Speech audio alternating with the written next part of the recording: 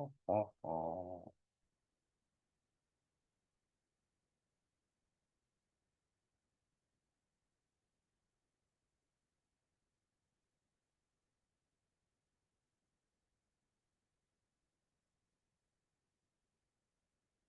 right. Well, we're gonna get moving. I thought maybe, and as we people come in, we're not gonna deny anybody. We'll let them pop in, but to respect y'all's time, I really appreciate y'all joining us. I know you're busy. So we're gonna go ahead and get started. Thank you, for spending time with us this morning for our safety forum. Uh, Once again, any resources or links, and video of this will be shared to all of our members a little bit later on today or shortly after today's meeting so that you can go back to this information if you need to. Today, we've got a really important subject that we are really trying to help out all of our contractors with safety initiatives. One of the things that uh, we have identified is that not all of y'all contractors need ideas on toolbox topics. You guys are all pretty on top of that type of subject matter. The areas for the most part when it comes to the hazards and how to mitigate hazards on the job site. So we're trying to increase our participation with contractor members by saying, hey, we know you don't necessarily need a 1 hour safety forum on a toolbox topic monthly, and there might be something that we can, as IEC and your association, do to provide a different type of resource for safety for you. And we've done that through being able to identify through an evaluation process uh, different areas that we can get with either externally through relationship or through your workman's comp provider, things like that to strengthen, right, and get a better safety ethic within your organization. So we're going to talk about that today, and that's going to be the IEC Rocky Mountain safety evaluation that we've had it for a few years. But what we're trying to do is get a little bit more participation. And to do that, I think we just need to raise the awareness of why we have it and its intent for you as a contractor. Also want to talk before we get into that, the overview or the evaluation. I want to go over the 2025 schedule once again.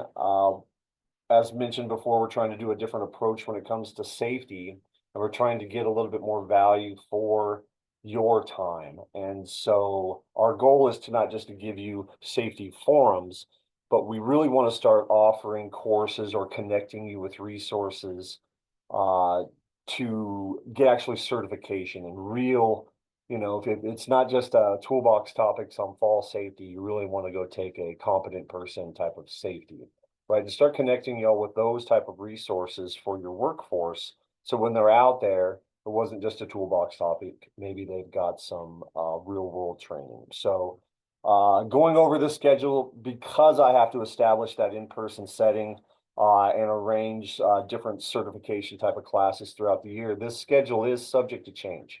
But wanted to at least share with you what's on the agenda for the safety. So today we're going to talk about once again, our safety evaluation and its benefits and kind of the intent of it. In March 26th, we're going to go over the borrowed worker. A lot of contractors either have workforce to lend or, right, might need additional workforce. So we want to talk about where the responsibilities lie when it comes to borrowing workers. In April, we're looking at arc flash. Okay, we're trying to maybe do an in-person or a training on that, not just a forum, because that's a pretty big topic in our industry. And so we're all aware of it, right? So 1 hour is really not going to benefit. So maybe we can get an actual 70E course and an arc flash course going on for that date. But that's going down on the 23rd of April, tentatively. In May is annually is the OSHA stand down for fall protection. So we are planning on having an in-person competent fall safety training with that. The date is yet to be determined, but that's scheduled to go down on May 28th. And an in-person certification class for the contractors. In June, it's starting to heat up out there, so we'll probably bring in OSHA once again in a forum setting for this one, for OSHA heat. There has been a little bit of a stir around what OSHA is going to be looking at for 2025 and kind of refining they have guidance on heat right now, but they don't have a standard. And I think that they're looking to maybe gain some ground when it comes to putting it in as a standard. So we'll get an update from them in June. July, this is another in-person training. We're trying to get mobile elevated working platform training for your workforce, right? Make sure when they jump on a scissor lift or a genie lift or anything that's an elevated platform that they understand the operations, the maintenance, how to check the user manual, and understand the specifications of that equipment. So that'll be in person. Date to be determined, but that's supposed to be the 23rd of July. In August, this will be more of a forum and a sharing of resources for air quality. Making sure we're measuring the silica and your environment of which we have our workforce is healthy and safe. Scheduled to go down, that is the 27th of August. In September annually, that is the OSHA or the industry stand down. I can't say OSHA. That's the industry stand down for mental health and suicide awareness and prevention. It's a pretty big stat in our industry when it comes to construction. And it's vitally important that we as an industry share resources and try to do our best to help when it comes to the numbers that we're seeing. So that's September 24th. October 22nd, that'll be a forum, that'll be driver safety resources, right? Because the weather is going to start getting bad. We want to make sure that y'all's contractors are on top of your fleet, right? If you've got fleet vehicles, making sure that different equipment, right, and materials are stored on the vehicles, as well as what to pay attention to while driving in less favorable conditions. So that's going down October 22nd. November, this will be a course or a class. This will be another certification or an in-person training for confined space. That's going down earlier in November because I know everybody starts to get into their travel season. And so we're going to try and get that taken care of early November. So that's the 12th. And then to December, this will be a forum, but we'll probably bring in Excel Energy into the forum to talk about their requirements for temporary power on job sites. They have what we call a blue book, and a lot of contractors, they're relatively familiar with it, but it's awesome to hear from, the source on what their requirements are when you have a temporary service. So that is the 2025 schedule. Okay, I'm trying to keep it as close to those dates or at least months, right? Or we for these trainings, they are subject to change due to the availability on these in-person sessions and their instructor availability.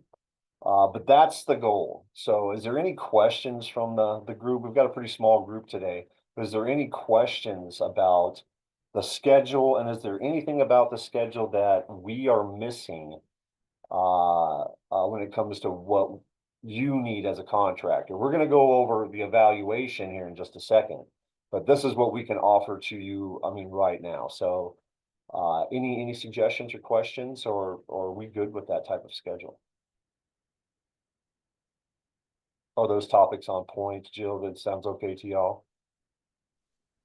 Sounds good to me. Larry, thank you for that. Cool. Okay.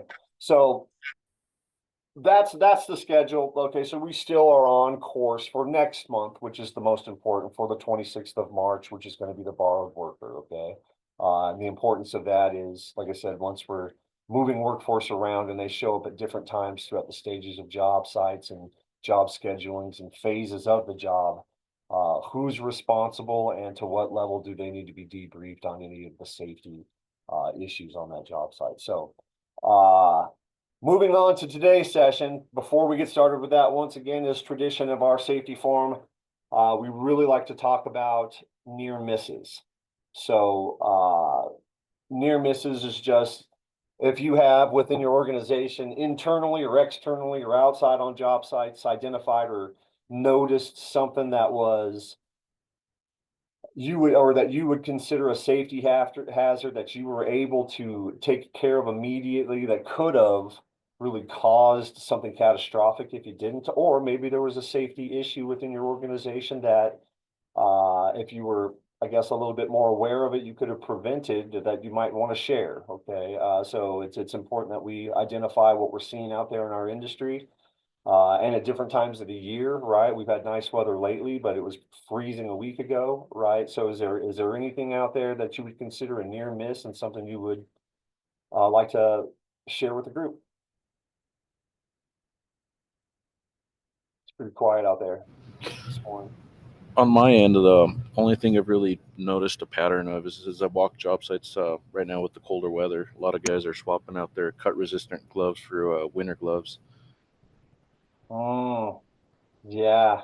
We're gonna have to get a hold of our glove manufacturers and our glove people to say, hey, you need to make a good warm weather or a cold weather glove. Which there's some options out there. It's just a matter of letting the guys know that we do provide them. Oh yeah, yeah, and so you do over there at LEI, Jesse. You provide all of your workers with gloves, right? Yeah, we've got regular standard gloves. We've got insulated gloves, and then we actually just started providing hand warmers that you can put inside the gloves as well.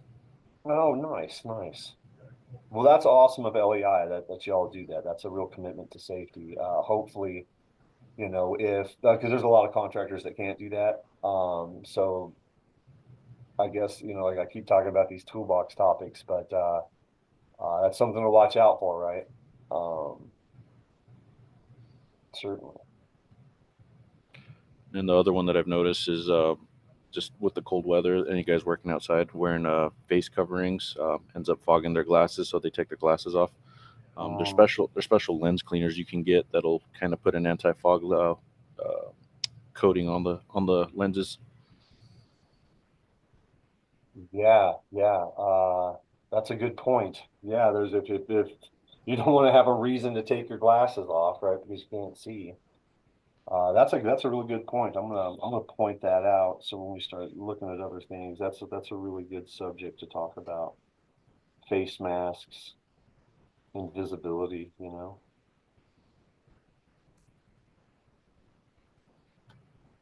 Anybody else have something that we can talk about for others to be top of mind for safety? If not, we can move forward with the evaluation piece. Well, Wayne's ours didn't end up being a near miss, but it's something to keep in mind with the warm weather, cold weather, whatever. So we had an employee out on a job site. Obviously the structure was being built. They went ahead because one part of where the exiting was, they put plywood down because of the ice was there and there was mud, right? And it had a drain spout down, whatever.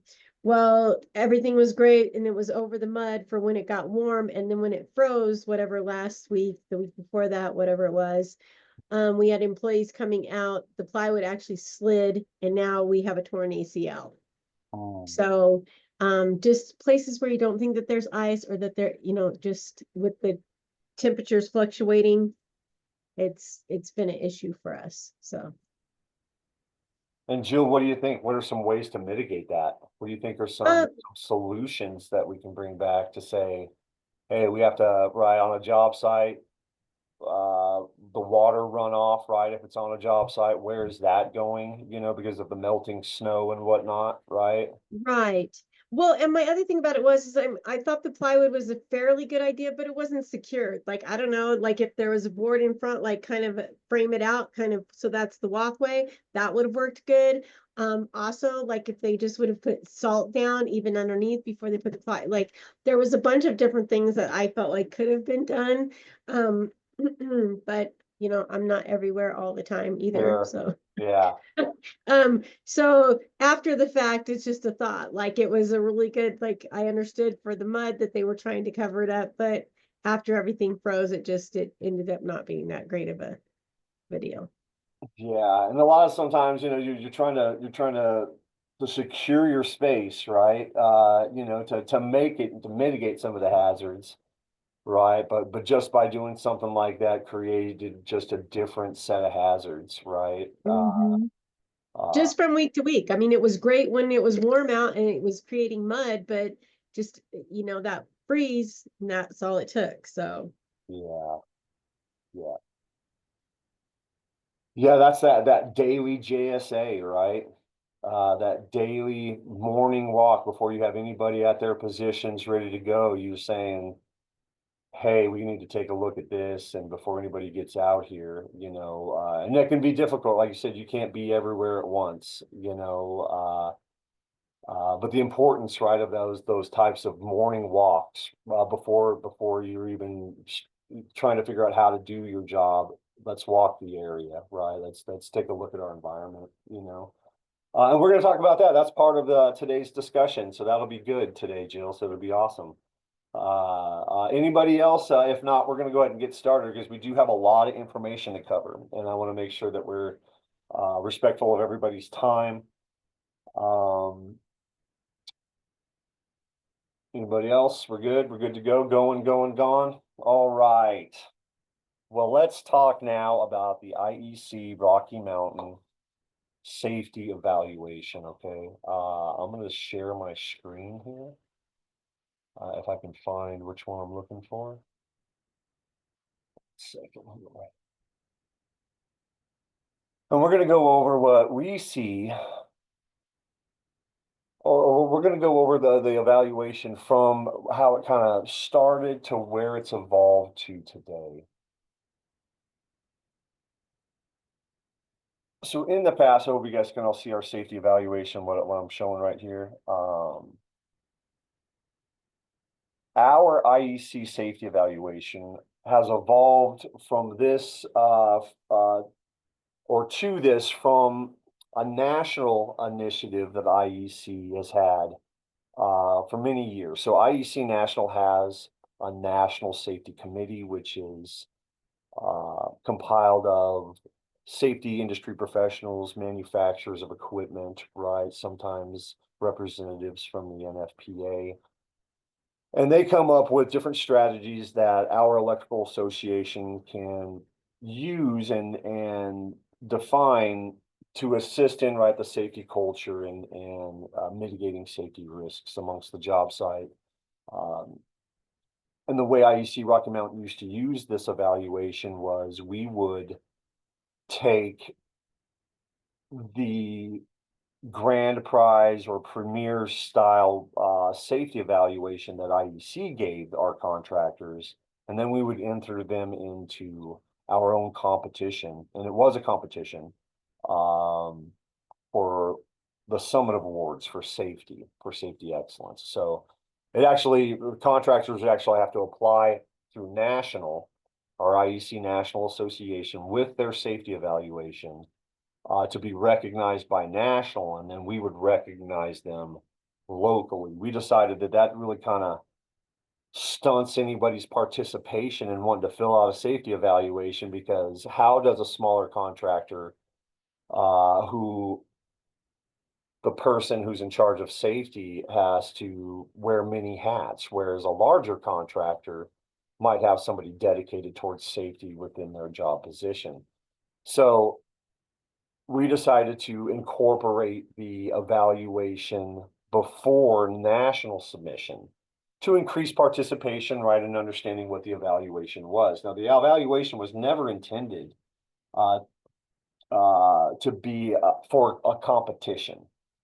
The evaluation was intended so that contractors could assess their organization with some of these safety check boxes and determine where they needed some reinforcement. You know, if they didn't score themselves at the top number, you know, wherever it is they didn't score themselves high, was an area and focus for them to adopt within their business model. So it was really intended for contractors through, like I said, resources nationally to evaluate themselves, and then we can then find or help get resources for those areas to increase that evaluation number. So I hope I'm making sense to everybody. And please feel free to ask any questions while I'm moving along. But that's kind of the evolution. It started out as a national initiative. We adopted it here locally. And now that we've adopted it locally with our new strategies when it comes to our safety for our contractors, we really want to pinpoint specific areas that your organization needs versus, like I said, just a standard 1 hour toolbox topic every month. And this is going to be the best way for us at IEC Rocky Mountain to kind of get that evaluation or really identify what y'all need as contractors. Okay, so if you can see my screen here, and we're going to go over each of these, and I'm going to go over them fast because there's 25 objectives to evaluate yourself on within this evaluation. Okay, and it's important that you're thorough, and it's important that you really do an honest evaluation of your organization, because if you're not honest about your evaluation, how can we tie resources to enforce or reinforce your policies? So first area we're going to look at is management and commitment, right? So there's some criteria in there. Do you support safety? Do you actively participate in a safety program, such as monthly forums with IEC or your toolbox topics, right? Do you set objectives and goals? What's our percentage of going to a job site or auditing a job site and everyone's wearing safety glasses or whatever it is, the PPE that is required for their environment, right? Do you get feedback, about your safety program internally? All right. Is safety a company-wide performance appraisal? A lot of subcontractors, unless you've got a good OSHA rating, you know, they might not take your project. So, and then there's also, some smaller companies, they might not have the management commitment for their organization. Okay. And that's where we would really need to get started. But if you didn't score, if you within the criteria, when you get the evaluation, wherever it is you don't score high, is an area that we can hopefully help you find a resource, right? So the next area is management policy on safety, right? Do you have safety policies? All right. Are they posted in writing, right? Do you have a handbook where they're identified so that you can refer to them when you have to, say, address a safety issue?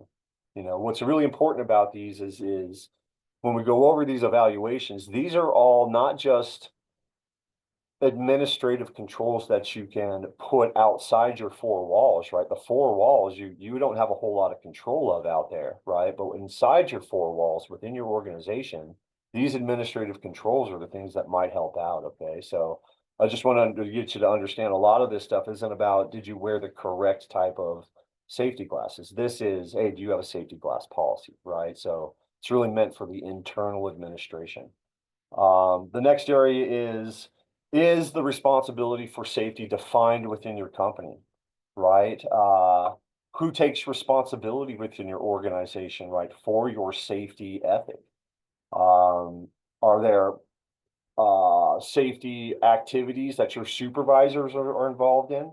You know, it's important for safety to be addressed from all levels of management, right? Also, it's important for safety to be in writing for all levels, right? So that you can refer to, once again, some type of a manual. So if it's not an employee handbook, maybe as a larger contractor, you have a safety manual, okay?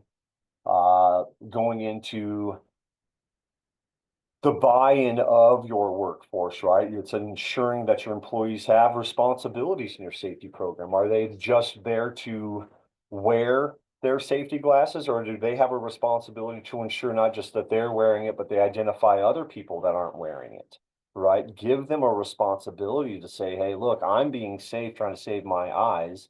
Why aren't you? We shouldn't have to rely on a safety manager to do that. If we can get the ethic of our workforce, right, to say, hey, the person next to me isn't wearing the stuff that's safe. Hey, let's look out for each other, right? Hey, man, you might want to put your safety glasses on. There's a lot of stuff in the air right now, right? Things like that. Or you don't have any responsibility. You know, like I said, some companies, right, they didn't even realize that maybe they should have, right, written policies and operating procedures, right? Safety statistics, right? Do you know as an organization what your EMR is? What is your OSHA rating? Is it below 1, right? It's important that you take a look at that because once again, you all as electrical contractors, you're bidding for work and you're trying to do this, that, and the other. A lot of these general contractors will take a look at your EMR and your OSHA rating and determine that when it comes to who gets the bid, because they want to ensure that that subcontractor is safe and has their workforce taken care of. So in there, it's going to evaluate your, like I said, your statistics, right? And that's the reason why we're having these evaluations, to help statistics. The other criteria here is safety program goal. Once again, setting goals. It's cool that we haven't had a job site injury in this many days posted up on the wall, but what is your goal, right? It shouldn't be a day to day. Hopefully we make it till tomorrow, right? It should be, hopefully we don't have safety risks or have safety hazards. Do you have a safety written goal? Like I said, ensure written goals and objectives are met. And when they're met, let's make sure we recognize that those safety goals were met. Okay.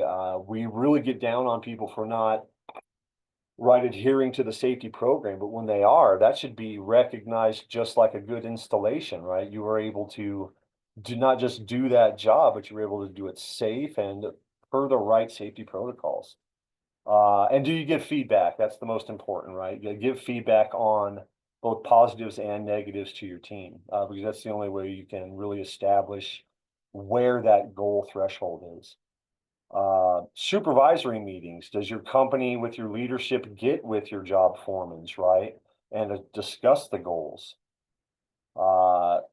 Regular safety meetings so that everybody's on the same page, especially if there's an incident, if there's an injury, you know, that could be something that happens because of a piece of equipment or a piece of machinery or something like that. And if you're doing a bunch of those installations, it's probably a good idea to say, hey, last time we did this type of installation, there was a safety issue, right? And this is what it was. So we've got to watch out for it. It's important to share that information amongst your team. And then we get into job site inspections. So important, right? We just discussed with Jill, right? Those morning JSAs, right? Before you have your workforce start on anything, whoever's in charge of that crew or that job site leader should be walking that job to say, hey, because the job site changes from minute to minute, right? Multiple trades are on a job site. They're doing different things. You might not be aware of something. Could be a ditch right where you were at a half hour ago, you know? So it's important that you're always evaluating your area, and you should do that in the morning per a JSA, a job site safety analysis, to be able to identify what the risks of that day's work might experience, right? And then you should also have an EAP, which is an emergency action plan, if something does happen, right? How are you going to take care of it if somebody does fall in that hole? Who's responsible for getting the right people in play, calling 911, right? Stopping work, things like that, if a safety hazard does happen. So pre-job site analysis, it's important, but so is an emergency action plan, okay? And that's going to be important even more so, right, for those smaller contractors, because you're doing jobs sometimes out on your own, where some of the larger contractors, there's a team of people there that might be able to help with a safety issue, right? But if you're out there on your own, it's super important that you're identifying, right, what those risks are. And if something happens, how do you take care of it? So job site inspections, use a checklist, right? There's tons of templates out there that you can use, But as far as our safety evaluation goes, we want to know if you're using those or not. If not, we can provide resources for that. Employee participation, right? Once again, is the training provided for supervisors, and if the supervisor are instructed, excuse me, are they passing that down to the workforce? How are we getting them involved? Are we talking about toolbox tops and hazard recognitions, right? The importance of a JSA. Well, I can tell my leadership, right, it's important to do a JSA every day, but unless I get the buy-in of my crew, right, and my workforce, right, it's not going to happen. So it's important to create an ethic by communicating and participating in safety talks. Or you don't do it at all, right? So once again, there's a category here from do you do everything to right? You don't have a policy at all, right? So this is where these scores are going to come in place, right? Some of these are going to score a 3, a 6, a 9, but some are going to be a 0, such as no participation. So different things to pay attention to. New employee orientations. Once again, it's really important for you as an organization to have an employee handbook, right? Or some type of safety manual or expectation, something like that, that they've got a compass to be able to turn themselves to, right? So do you have an orientation? Are you talking about safety and what your goals with safety are soon as they're hired, right? When are we establishing our safety ethic? Is it on the first day, right? Or is it after we put them on a job site, right? This, that, and the other. Okay, so let's try and get safety done before we put them in front of any hazards. Okay, so is management stress and safety, right? Is there an orientation on what type of safety hazards there are on job sites for new employees, right? And make sure too, and this is an important piece right here, the employee signs an orientation training form. That's super important, okay? Because we can say as organizations that we've pushed safety super hard to our workforce, okay? But if we don't have a way of proving accountability that they've received training, uh, bad things can happen, right? But that doesn't promote a healthy safety environment by people not holding themselves accountable for the safety trainings you as an organization are trying to get them to do. So by signing, right,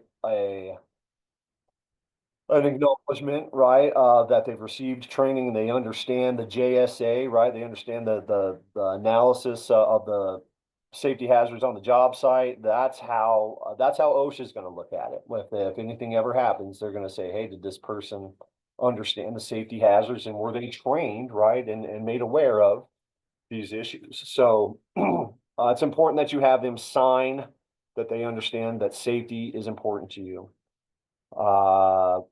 Do you, right? So Jesse shared with us, right? LEI will provide, right, some PPE, but are you providing lockout tagout stuff, right? Uh, when it comes to orientation, right? Are you talking about what happens if you fall? What happens if you're giving somebody a van, right? So a lot of y'all, when it comes to your leadership and your higher skilled employees, you've got company vehicles for them, right? Things like that. Are you establishing, right, what to do if there's an accident? What's your EAP? What's your emergency action plan if something happens?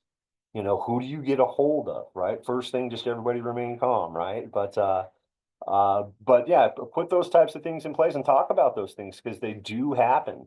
And then material handling, right? At different stages of our job sites, you have different materials and different equipment showing up, you know, some of it's way heavier and awkward than others, right? Are you guys looking at that and saying, hey, today we've got, you know, how much ever EMT, or we got to do this, right? That and the other, we got to move all these fixtures, stuff like that. You're going over, say, hey, be careful to bend at your knees, right? Going over what the possible safety issues are when it comes to material movement. But go over that in an orientation, right? Make sure that you establish from the beginning of their employment that there's a commitment to safety, okay? And that they understand safety rules. Is it written, right? Where is that? Do you have a safety manual that you can refer people to or that you can refer to as a leader to say, hey, we're doing this type of work, this, that, and the other. what type of hazards does that pose, right? You can't just guess all the time. Maybe there's some resources out there that says, hey, look, when you're working on a job site where there's dirt movement and trenching and things like that, there's a JSA out there that you can have created or look up or create yourself that'll identify, right, where those job site hazards are. Making sure that you're enforcing your rules and accountability, okay, when it comes to that, because if not, no one will be accountable. So if you recognize an unsafe practice, identify it, right? And maybe you do all these check boxes when it comes to rules, okay? But it's important that if you do have to establish rules for a good safety program, that if a rule isn't being followed or there's a gray area within the rule, an accident will uncover it. Okay, and so once again, if you're not proactive about safety, you'll be reactive, and just establish your safety rules. Ongoing safety, right? Things change, right? New equipment is available. They just came out with a new OSHA standard, right? That you have to be able to size your PPE now, right? To make sure that that stuff fits. Things like that, right? That's a new thing. And I can tell you that if you're not on top of that and you end up issuing PPE that doesn't fit to somebody and something happens, they're going to go, hey, did you know there was a standard that you have to make sure this was fit to the person that is supposed to wear it? So ensure that up trainings are happening all the time, right? Once again, safety is something that we're all responsible for, but where incidents happen are really the complacency of safety, right? Or disregarding it. So it's important that we refresh our team constantly on safety hazards, right? Also understanding labeling, right? So your JHS, your global harmonization, that's identifying the different labeling for hazardous materials, chemicals, or environment, right? So make sure that you've got or using some type of material data sheet or something like that if you're dealing with stuff that you have to recognize the signal or the labeling on it, and make sure everybody else does too. So if you haven't had global harmonization training, okay, that is the different hazards for different air hazards, right? When it comes to toxins in the air, or if it's flammable chemicals, things like that. It's important that everybody knows through your safety data sheets what those are. So be important. That's important, right? If you don't understand the labels around you, then you might not be in a very safe area. Okay, so global harmonization is a good one. And if you do that, you do it. If you don't, you might not be familiar with global harmonization, right? So evaluate yourself on that. This isn't for us to judge you. This is for you to say, hey, these are areas, once again, that we can probably start doing to help out. Inspections, job site inspections, once again, every single day, that job site should be inspected. Monthly job sites too, right? So that's important for your leadership. For them to be paying attention, right, to the different stages of a job site, because a job site does evolve to a final product, right? So, and safety issues are different from day to day and month to month or stage to stage throughout the job site. Make sure it's communicated all the way up, and if training needs to happen, right, we need to do that.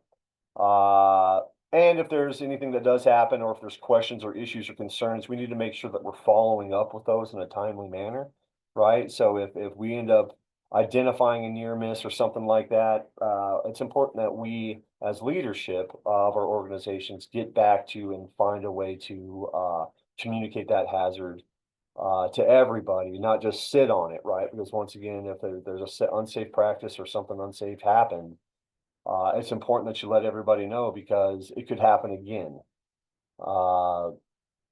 right away, right? If you don't identify it. So make sure everybody too, supervisors, that they understand what the big picture of safety is. So make sure your safety people have got safety certifications, an OSHA 10, possibly an OSHA 30, things like that, okay?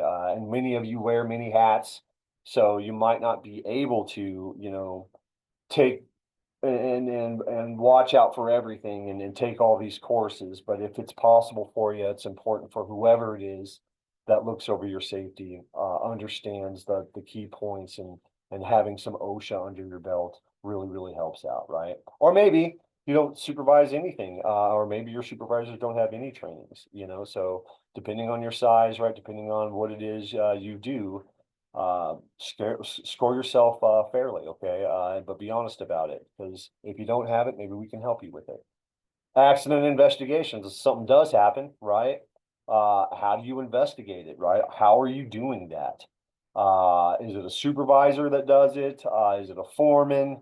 Do you understand within your organizations how safety investigations work? There is a standard out there that OSHA can provide when it comes to if something happens, right? How do you investigate it, right? Just like an EAP, right? If something does happen, you have to figure out how to get out of that situation and to get help. But if something does happen too, we have to be able to know the certain questions, right? And be able to identify certain areas to look at to say, this is how it happened.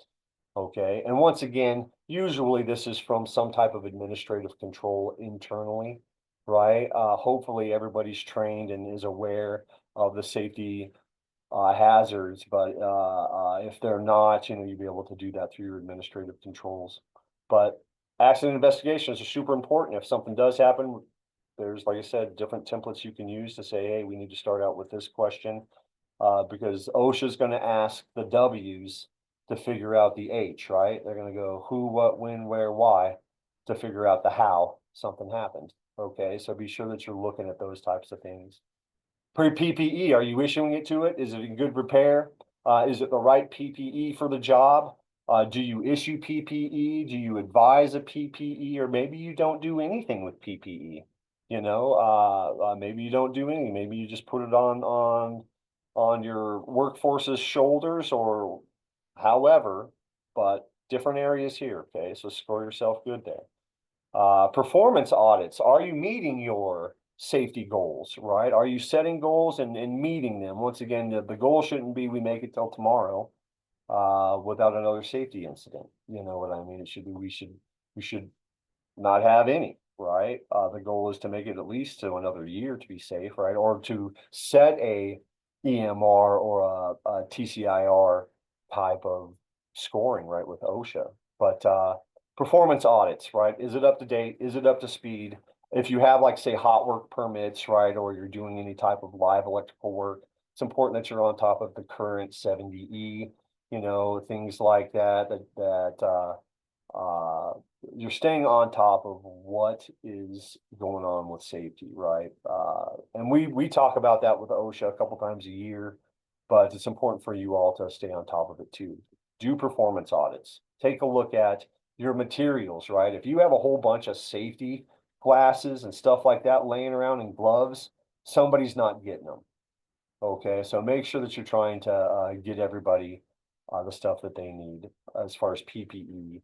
And then also double check, right? If you got new employees or a new job starts up, part of that scope of work should be that there's a JSA submitted every single day. You know what I mean?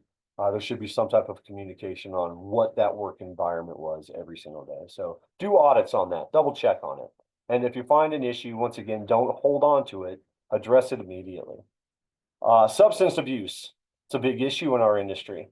Okay, what are the contractors doing about it? Do you have a written policy? Do you have a company-wide policy?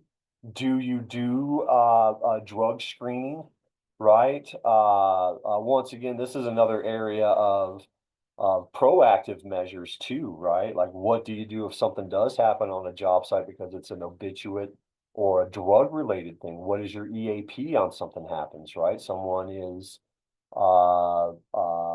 reacting to something that they took there while they were on the job site, right? How do you take care of that person? So very important, right? Do you have a substance abuse policy? And if you do you have these different areas in that policy, right? To ensure that your workforce is adhering, right? Is accountable for their actions, right? Do you do random drug tests, right? Do you have an assistance program, right, for those employees that might have an issue with substance abuse, or do you not do anything at all, right? It just depends on the contractor.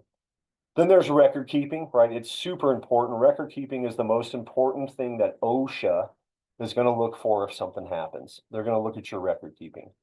Okay, they're gonna take a look and say, do you have a policy for this? And if so, once again, the W's, right? Who, what, when, where, and why, is what they're gonna ask you to see or to figure out how something happened. Okay, so it's important that you understand your OSHA 300 log. Maybe you do, maybe you don't. Are you keeping records, right? Are you doing accident investigations and documenting your findings? Okay. Accountability, right? Do you have it logged of when you're holding your safety trainings? And once again, did somebody receive an orientation? Okay. Do you take and do an analysis of previous year recordings, right? If you're trying to set a goal, well, goals are set by evaluating data. Are you looking at it? You know, are you doing a comparison of what your practices are and what your ratings are from year to year, right? Do you have a commitment to that? Some don't, right? Because they might not have that resource, but that's something that might help, right? So, and then some might not keep any records at all. And if you don't, mark that you don't. Category of testing equipment, of test equipment, right? Are you using the right test equipment, and are your people trained on how to use that test equipment? Okay, especially for electricians. If you don't have the right category meter, this, that, and the other, when you're testing equipment, that's a huge safety issue, right? To me, as an electrician, a meter is actually a tool for safety. Right? You know what I mean? That's what a meter is to me. Yeah, I can measure what I have, but it also tells me how dangerous it is. You know what I mean? And so make sure, right, your test equipment is in good repair and that it works and that it's up to date, okay? Because with the different type of systems that we're working on now, you might get different harmonics and frequencies and this, that, and the other within that equipment, right? If that meter isn't of a good quality or can handle that type of stuff, you're not going to get an accurate reading. Okay, so make sure you're using the right tool for the job. And that your people are tested or evaluated on how to use a good meter, right? Calibrations, right? All of that stuff need to be done. Are you calibrating your torque equipment, right? I mean, everything in our industry now needs to ensure that it's been torqued. Are we calibrating our torquing tools? Things like that, and document that, okay? Because that will become a safety issue. If you end up with a tool that's not set at the right torque and it's popping at the wrong torque, that could be a safety issue. So it's important that you do test equipment as well as you're testing your PPE, okay? So if you're dealing with any live work, you're having to do a different calorie rated PPE, right? And with that comes rubber and leather gloves. You should have some type of program that says we are inspecting our gloves, that they're in good repair, that every one of our calorie suits, right, are free of abrasion. Our blast shields are, you can see through them, right? Our balaclavas aren't ripped and torn and all of that stuff. Okay, you should be doing that inspection as much as you can. Okay, every truck should have one, but make sure that every truck that does have one is checking and making sure it's in good repair. And that also goes down for respirators. A lot of times the shop will hold on to respirators. Well, each one of those vans should have a respirator, right? And some type of filter, right? For the different type of air contaminants, whether that's chemical or silica, something like that. You should have one just in a van and make sure that it's prepped and ready to go. And if you don't have that stuff, you don't have that stuff, right? But we're talking about the level of your safety, of your safety within your organization. You might not have any of that, but having that stuff will help in your score. Fall protection, it's the number one in OSHA. Okay, and it's been the number one for OSHA when it comes to recordables, deaths, and no policy or having an issue with policies. Okay, so please make sure that every van and everybody's trained on the hazards when it comes to heights. Okay, once again, you have to make sure that this equipment is now fitted and is or has a correct fitment for the person who's donning it. You need to make sure it's documented training on the methods on how to inspect equipment. Right, what happens if somebody falls? This is where those EAPs come really helpful. What happens if someone falls, right? Big one. Hopefully they're in their PPE. They've got a solid lanyard. They've got a solid shock arrestor. Their anchorage is solid, but you don't know how to do any of that unless there's some training, okay? So be sure everybody on your team has got some type of fall protection training. Okay, us as electricians, right? We're constantly on ladders or working in elevated positions. It's huge in our industry. So if there is one area I can tell you, super and super important for us, that's that metering piece, right? Understanding your metering, because we're dealing with electricity, but also we're dealing with it at heights. And so a fall protection, make sure you got something in play and a policy. Okay, material handling, once again, the ergonomics of material handling. Are you discussing that with your team? Are you providing different types of tools to assist with ergonomics? Uh, uh, are you recommending to them different tools, or do you really not address it? Okay, but ergonomics is an important one. It goes into your EMR. Someone hurts themselves because of they bent at the back and twisted. You know what I mean? That's unfortunate. Now, I don't know if OSHA is going to say, hey, did you tell them how to lift correctly? Okay, but these are more of those stay on top of your trainings, right? When you're doing a JSA and your material handling, identify what the ergonomic risks are. Okay, because that is important, right? And if you document it in your JSA that day, hey, we're going to be moving however many hundreds of light fixtures or moving poles, right? This, that, and the other, whatever that equipment or material is, that should be in a JSA. You knew you were doing it today, put it in there, right? And make sure that everybody understands. Automobiles, once again, EAP, what happens? Not just what type of condition does my vehicle need to be in, right? But have I taken a defensive driving class, right? Did you guys put your people through that, right? Are you checking driving records, right? Do you have tracking systems within your fleet? You know, those types of things to ensure that the rules of the road are being held, right? No speeding, things like that, making sure a van's not parked at a park, right? For the entire day, you know, things like that. How are you taking care of your fleet? And once something does happen, do you have an EAP that has it listed of what you're supposed to do? Okay, and who you need to contact. Super important. You may have that, you may not. Okay, but if you don't, once again, this is an area of development. Energized work. A lot of companies have a zero hot work policy. Do you? If you don't, hey, do you have a hot work policy? Right? Things like that. So making sure you've got those inner office administrative controls and accountability uh, through them signing or acknowledgement super important when it comes to energized work. I can tell you, I've known contractors that because I deal with a lot of apprentices. An apprentice got hurt, right, because they did some energized work. And as soon as they were healthy and out of the hospital and ready to go back to work, because of their violation of safety, they were let go. Because they did work hot. They cost that company a whole bunch of money because of their actions of doing work hot, because they had a policy that it was not to be done hot, and they did it anyways because of complacency. This student got hurt and ended up unemployed and or unemployed after an injury.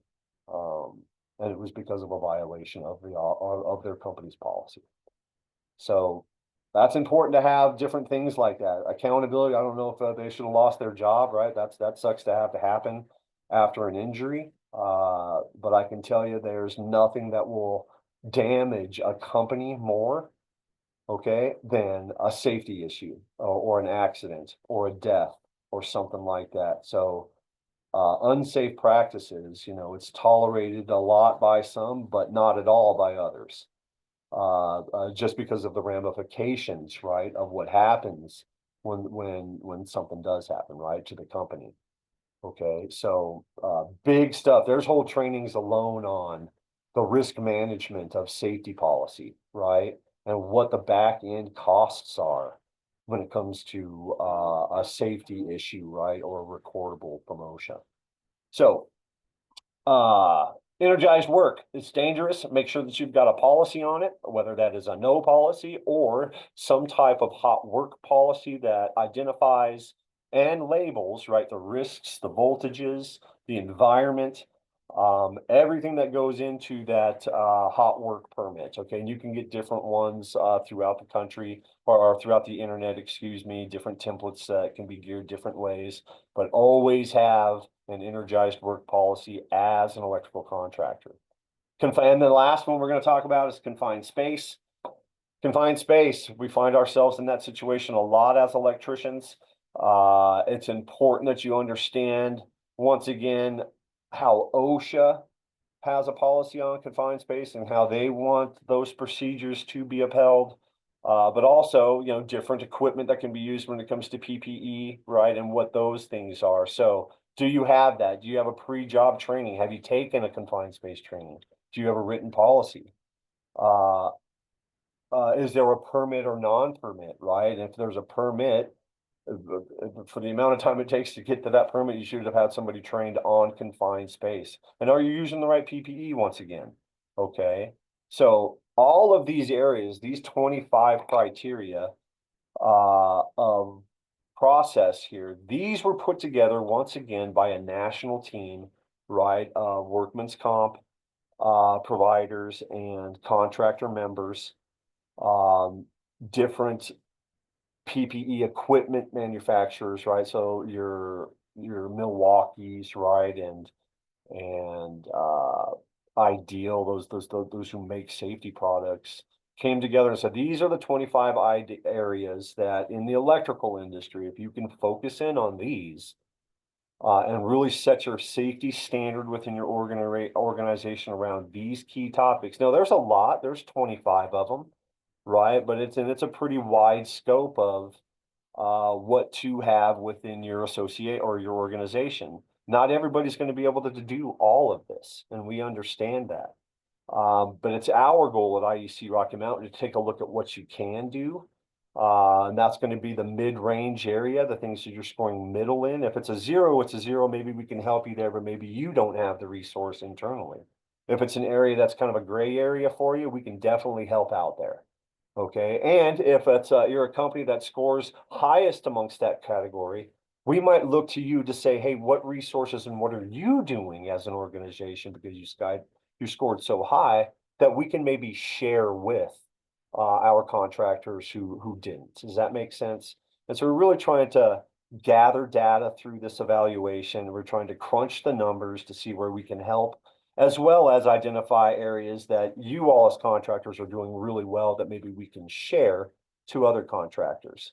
Okay, our goal now through safety, we shouldn't really ever have called it a competition, and we talked about that at the beginning of the year. We really want to recognize safe practices.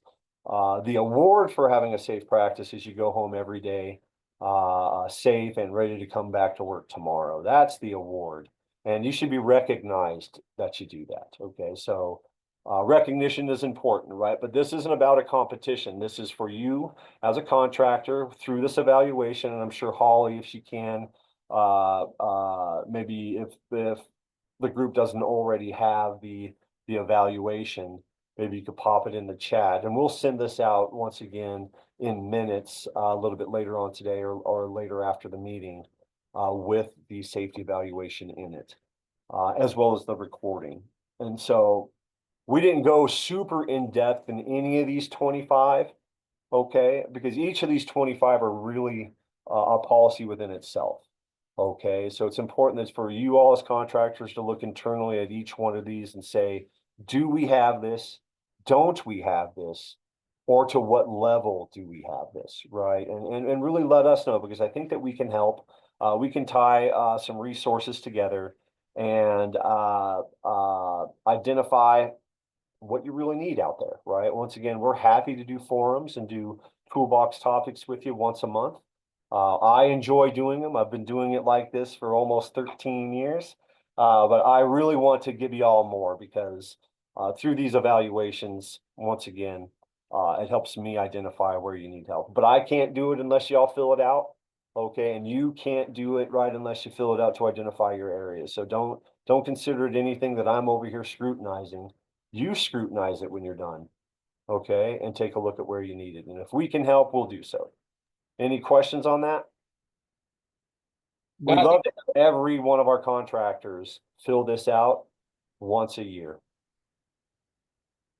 Yeah, Paul, I've always liked it, man, because I think it always gives me it's like every year I have hey, like, have we improved on this? we're still not improving on this. What's going on? And I take a lot out of it, and I appreciate you guys doing it. And yeah, I think it's important to do a reflection, but it's really important to do an honest reflection for all of us, right? It's just like you said, it's not a competition, but it's a how are we gonna get there? How are we gonna get better, and how are we gonna help each other? So Right, and yeah, and it's an important one, okay? And feel free, I mean, we are trying to get a great turnout of participation on this safety evaluation. And Holly, what is the date? We're hoping to get as many submissions by March 31st. the 31st, right? Because we would like to recognize the contractors that have filled it out, okay, and that and what they're kind of doing within their organizations. So when it comes to safety, so it's not an award, but it will be a recognition. But to be able to do that, we're going to need as much participation by the 31st. So y'all who are online, if you haven't hit the link and done it internally, this is not something that you can take a look at and have done in 5 minutes. Okay, this is something you're going to have to check some resources on. Okay, because you really want to do a thorough evaluation, because it's not for me, once again, okay? It's not for IEC Rocky Mountain. We can use this evaluation to help you, but it's really for you to do an evaluation on areas you're going to need some help with. Like you said, Joe, there are areas that you identified, right, that you need to strengthen, and golly, you didn't get to them, and why, right? It does provide a great compass, okay, to put in place that everyone can gear their ethic towards, okay, in these different areas. So appreciate everybody's time. We're at about 8:35. Yeah, if you can, try and fill it out before the 31st. We look forward to seeing you at the Summit Awards at InPower Field on I think it's the 10th or the 11th, 10th? The 10th of April. The 10th of April. So if you haven't had a chance to register and submit your company projects, okay? So it's important that you get recognized for the hard work that your company does, right? And we recognize those projects. So be sure to get your submissions in, because we'd love to show off what it is that you're doing. And Holly has shared the link, and once again, we'll send this out in an email a little bit later. But we'd love to see how you did and what projects you're working on, because it's hard work out there, and you're doing a great job as a contractor. So we'd love to highlight you. Any questions? Holly, did you have something you wanted to add? No, I don't have anything. Thanks, Paul. Okay. Any questions from the group? Thank you so much for your time this morning. Please once again, get into this evaluation. Don't let it be intimidating, but be honest about it, okay? Because that's how we can help, okay? And if there's no other questions, we look forward to seeing you next month for the borrowed worker. And I believe, once again, let me find the date here. Where's my date? The 26th, Wednesday, the 26th. Hey, Paul, before we do close out the meeting, submissions for the Summit Awards are due by end of day on Monday. So if you're planning to submit an award for a project or for individual awards, those submissions are due on March 3rd by end of day. Thank you, Holly. Yeah, I'm sorry, March 3rd, and then the safety is the 31st. Correct. Awesome. Yeah, sorry about that. Sorry about the miscommunication on that. And good luck to everybody. We look forward to seeing your submissions. We love highlighting y'all. It's awesome. It's an awesome event. yeah, I've been working on some, but I'm like, oh man, I wish I had like just any more time in my life to do it, because it's a lot. So I've been working on it. Well, good luck, and we appreciate you trying, my friend. We appreciate you trying. Of course, man. Well, yeah, hey, thanks for your time, Paul Sowers, like today, man. Have a good one. Hey, our apprenticeship of the year competition is this weekend, so Aaron McMurray is competing. So I'll be out today going to the Springs and cheering him on. So we've got the Super Bowl kind of in our backyard, right? Let's see how we do. That's awesome. Y'all have a good one. Thanks for joining us this morning. Thanks, Yeah, everyone. man.